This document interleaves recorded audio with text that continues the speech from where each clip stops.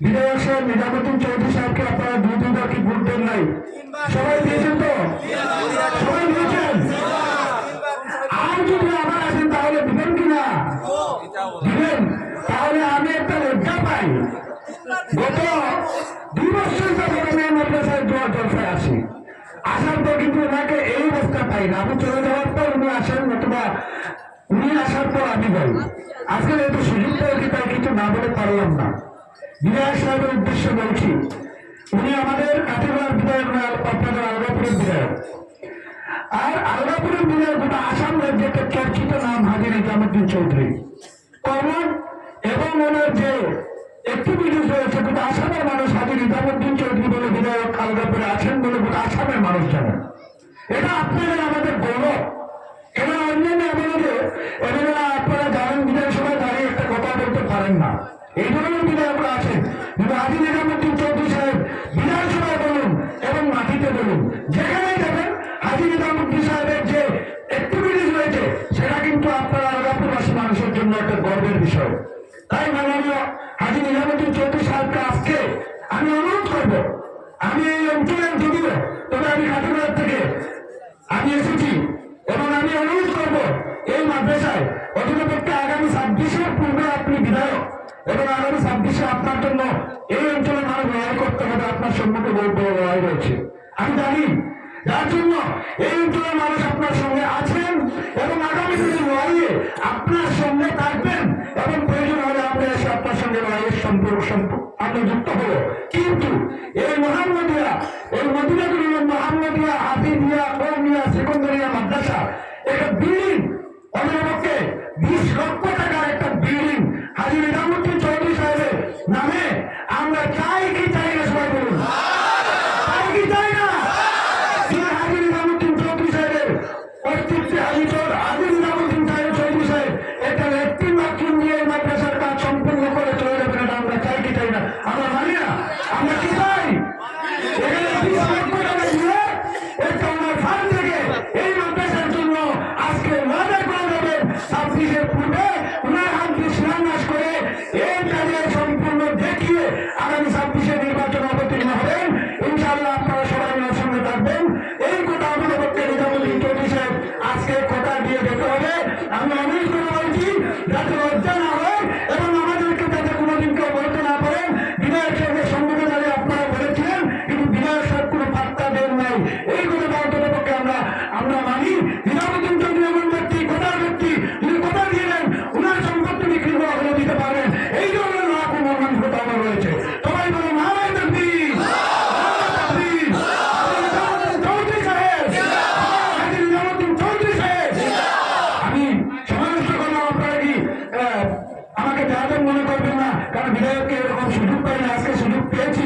কেননা মজার মানুষ, মনের মানুষ, তাই মনের মানুষের সম্মুখে কিছু বলতে ভালো লাগে। আর নিজামুদ্দিন চৌধুরী সাহেব এখন বক্তব্য দিলেন, আর ওনার মুখ থেকে আপনারা সবাই শুনবেন এবং এটাকে প্রস্তাব হিসাবে নিয়ে নেবো। আর আগামী বছর ওয়ার্ডের পূর্বে এটা শিলান্যাস হবে ইনশাআল্লাহ। আমি আপনাদের সময় নষ্ট করলাম। আর আমি বর্তমানে আমি এখন অনুরোধ করব মাননীয় কর্মঠ বিধায়ক হাজী নিজামুদ্দিন চৌধুরী সাহেব, উনি প্রায় সময় দেখি সোশ্যাল মিডিয়ায় আলিমদের মতো চেয়ারে বসে বসে আমাকে ওয়াজও করতে পারেন। তাই উনি সুন্দরভাবে বসে আপনাদের সম্মুখে কিছু আলোচনা করবেন, আপনারা ওনার জন্য দোয়া করবেন।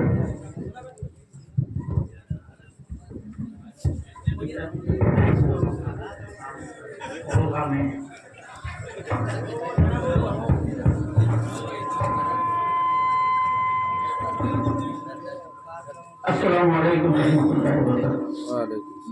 মদিনাতুল উলুম মোহাম্মদিয়া সেকেন্ডারিয়া কওমি মাদ্রাসা পরিচালনা কমিটির ব্যবস্থাপনায় আজকে যে পবিত্র নেক মাহফিল, সে মাহফিলের সম্মানিত সভাপতি উপস্থিত আমার খালার থেকে আগত আমার এলামুল্লাহ ভাই, আমার ছোট ভাই, এই মাহফিলে উপস্থিত উলামায়ে কেরামবৃন্দ, আমার জ্ঞান যুবক ভাইরা, আমার ভাইকে তো মোটামুটি আমি যেখানে বলতে নির্ণয় করেছি মাত্র গিয়া কিন্তু মাদ্রাসার ওয়াজ আমি তাকে নিয়ে আসবো তার সুস্থ কোহিনুরের মধ্যে সবচেয়ে ঐতিহ্যবাহী ওয়ার্ড ওটা বলে। আর এখন মানুষ 4 নম্বর বাকি করে দেবে, 4 নম্বর হয়েছে এলাকায়। আমি ওটা কোনটা থেকে আমার কাস্টমরা সাইডে শুনে শুনে দিব সুন্দর মাতিছে পরে এক খবর দিলাই বদলপুরের যে মাদ্রাসা, এই মাদ্রাসার গভর্নমেন্টে রিটার্ন করছে আজকে 5 দিন আগে। এটা আসামের মাননীয় মুখ্যমন্ত্রী আমরা ধন্যবাদ দেই। এই মাদ্রাসা করে দিতে লাগিয়া ছাত্র ডিসি সবে দিয়েছে আবার এলাকা। এখানে আমরা ইসলাম ধর্মাবলম্বী মানুষ আর ইসলাম প্রচার করে শান্তি। আজকে যদি শান্তির দিকে দেখি আমরা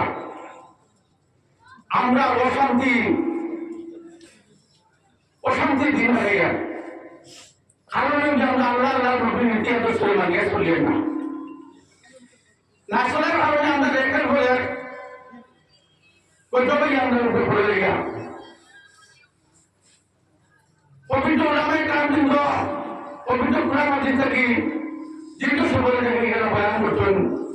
ইনশাআল্লাহ আল্লাহ তৌফিক দিবেন আমরা আপনারা শোনার এবং আমল করার তৌফিক দিতাম।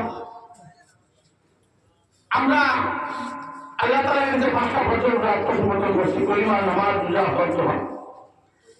পরে আল্লাহ নিজে বলছে আমরা ওয়াদা করে গেছি যে আমরা শহীদ কলিমা লাগি। যদি শহীদ কলিমা অর্জন থাকতে প্রথম বলি মাদ্রাসা প্রধান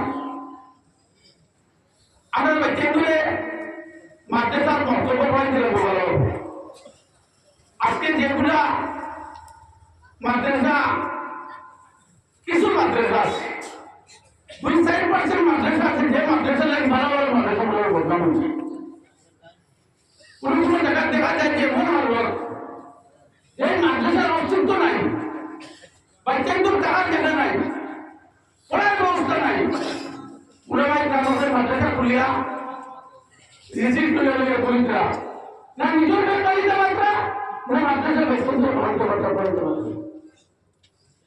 এটা কি সরকারের একদম মাঝে বলছেন আমরা অন্যভাবে দেখা লাগবো প্লাস মাইনাস করতে। আমরা দাবি লোকে আমরা যেগুলো ভালো মাদ্রাসাগুলা আজকে সিকন্দরিয়া যে মাদ্রাসা আছে পড়িয়ার মধ্যে বাচ্চাদের পড়ার জায়গা আছে, তাহার জায়গা আছে। যদি 14 মতো মাদ্রাসা একটা হলি অঞ্চল মাদ্রাসা গভর্নমেন্টে ওই একটা মাদ্রাসা 3 থেকে জমি লাগে 10,000 টাকার মধ্যে 10টা বাচ্চা যদি ঘুরে বেলা ওটা 60 ঘুরে কিন্তু না এটা ভাগ করে দিয়ে বুঝতে পারতাম।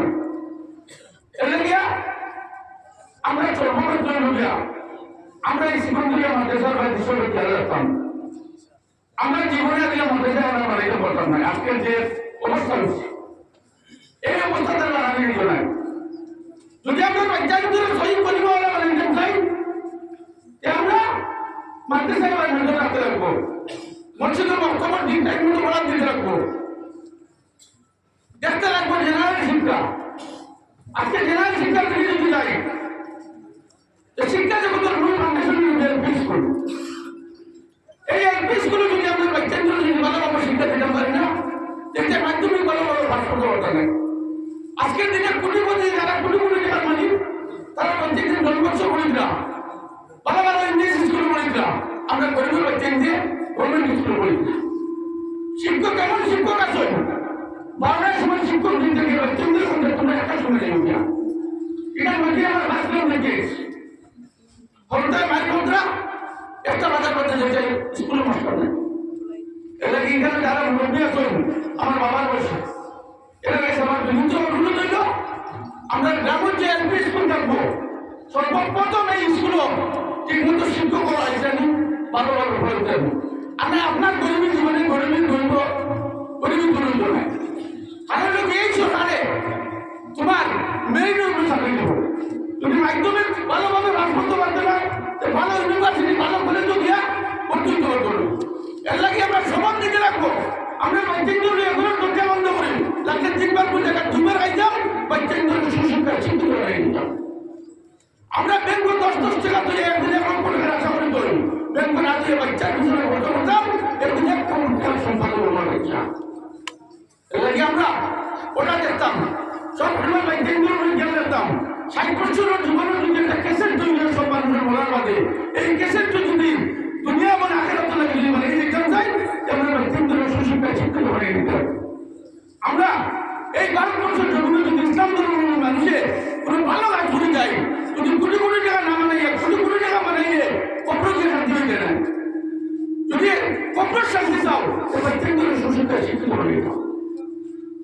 আমরা গরিব অঞ্চলের মানুষ আর রাজনীতির কথা বলতাম কিনা এবার এখান দিদি মফিল রাজনীতির কথা হওয়া হয় না যা করতাম চিন্তা করতে বুঝা হতে রাখবো কোন চিন্তা করে হতে এলাকার মাঝে তাই কি আমার নামগুলো লাগিয়ে বলতো সাহিত্য করা লাগে আগে আমার বলতাম কত বোঝা দিতাম এখানে ফলাক করছে 10 লাখ দিয়ে বাথরুম তুলতাম ভালো হয়েছে ঠিক আছে 10 লাখ টাকা দিব আরো 10 লাখ টাকা তোমাদের দিব রাস্তা করে যাইগা এবার কোন বান্ধব হয়েছে না লাখ বান্ধব তোমার আগে সময় মরিয়ে যাও ওই সময় কোন আন্দোলন করে যাবে না তখন আমরা 10 লাখ টাকা বান্ধব শুরু করে দিতে পারবো ও 10 লাখ টাকা আরো 10 লাখ টাকা বসে করে দিলে আমাদের ইনশাআল্লাহ আর আমাদের বাবা আশা করে দেন নারায়ে তাকবীর নারায়ে তাকবীর নিজামুদ্দিন চৌধুরী সাহেব বিধায়ক আলগাপুর সমষ্টি 10 লক্ষ টাকা ইনশাআল্লাহ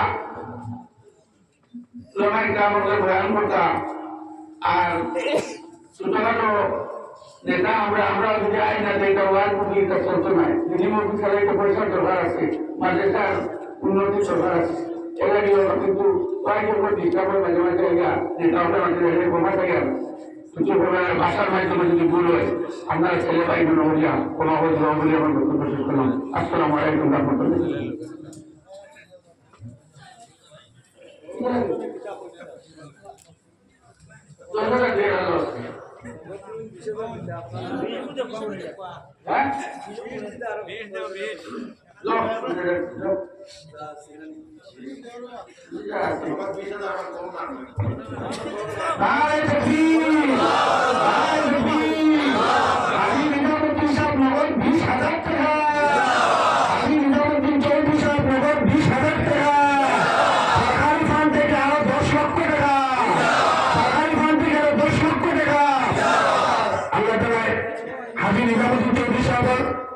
দিনের আশার আকাঙ্ক্ষারে পুরা হলকার এবং এই 20,000 টাকা যেন ব্যক্তিগত ফান্ড থেকে দিয়েছেন ব্যক্তিগত ফরদ থেকে দিয়েছেন এবং আমরা দাবি করছিলাম 20 লক্ষ টাকা তাই মাঝিনী মাস্টার 10 লক্ষ টাকা আবার দিয়েছেন 10 লক্ষ টাকা 2 মিলিয়ে 20 করে দিয়েছেন ইনশাআল্লাহ তারা লগে থাকবা আগামী 10 হয়েছে 10-এর সময় যখন লাস্ট ফান্ড ডিস্ট্রিবিউট করবা এটুকু গোয়াত করা মানে তারা বললে আরো 10 টাকা 10 জুড়ে দিব এবং মাদ্রাসাকে বিল্ডিং করে দিব আর এখন যেটা কষ্ট এটা আজ নিজামুদ্দিন চৌধুরী সাহেবের মতো ব্যক্তি হওয়ার কারণে আপনারা এটা পাইতরা অন্য এমএলএ হইলে সেটা সবাই গেলে ভুলে যায় কিন্তু আজ নিজামুদ্দিন চৌধুরী ভুলছেন না এটা লাগে আপনারা তার লোক দোয়া করবা